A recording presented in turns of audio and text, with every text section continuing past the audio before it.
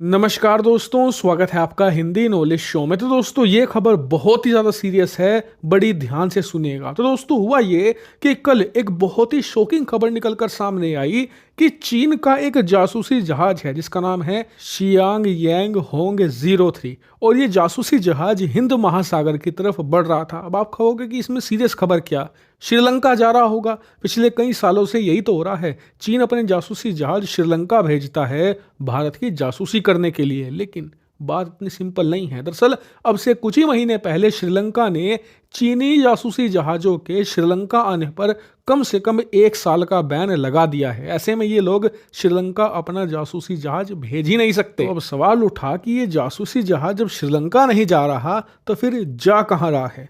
तो आज इस पर ऑफिशियल खबर निकलकर सामने आ चुकी है और पता चल चुका है कि किस देश ये जा रहा है। दरअसल आप अपनी स्क्रीन पर देखिए, खुद मालदीव की सरकार ने कंफर्म किया है कि ये जासूसी जहाज हमारे देश में आ रहा है और चाइना ने रिक्वेस्ट करी थी जिसे इन लोगों ने एक्सेप्ट कर लिया है। और ये जासूसी जहाज अब मालदीव की राजधानी माले में डॉक करेगा, यानी कि माले का जो बंदरगाह है वहां जाकर ये रुकेगा और जो इसे अपनी एक्टिविटी करनी है वो वहां पर ये अंजाम देगा। और ये भारत के लिए बहुत ही ज़्यादा बड़ा खतरा है, क्योंकि भारत ने इस साल 2024 में अपने अलग अलग कई सारे हथियारों के, जिनमें घातक मिसाइलें भी शामिल हैं, उनके टेस्ट हिंद महासागर में अंजाम देगा। और चीन की पूरी कोशिश है कि भारत के इन मिसाइल टेस्टों की और जितने भी अन्य हथियारों की टेस्टिंग होगी, इनकी ज़्यादा से ज़्यादा वो जानकारी जुटाए। ये कितनी ज़्यादा मारक क्षमता के साथ आते हैं, इनकी रेंज क्या है, इनकी ट्रैजेक्टरी क्या होती है,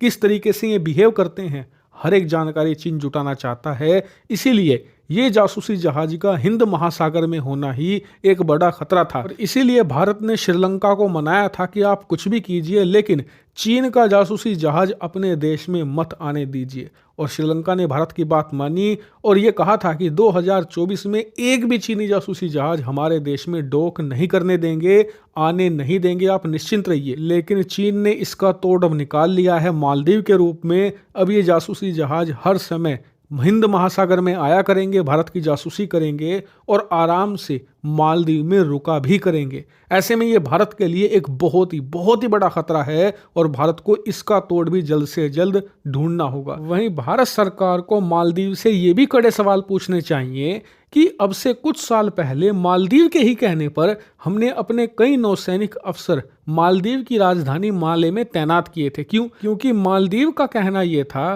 कि हमारे देश की सेना अच्छे से ट्रेन नहीं है। ऐसे में आप हमारे जो कोस्ट गार्ड हैं, हमारी जो नौसेना है, उसे सही से ट्रेंड कीजिए। और इसीलिए हमने ना सिर्फ अपने अफसर तैनात किए थे बल्कि इन्हें दान में एक डोर्नियर एयरक्राफ्ट भी दिया था जिससे कि ये अपनी सुरक्षा कर सके। लेकिन अब इनके देश में नई सरकार बनी, नए राष्ट्रपति बने मोहम्मद मोइजू, और अब वो ये कह रहे हैं कि इन भारतीय नौसैनिक अफसरों से उनकी जो सॉवरेनिटी है, यानी कि जो उनका स्वाभिमान है, वो खतरे में है। हम उनकी ज़मीन कब्जा सकते हैं, हम उनके लिए खतरा हैं। तो ऐसे में भारत अपने अफसरों को हटाए।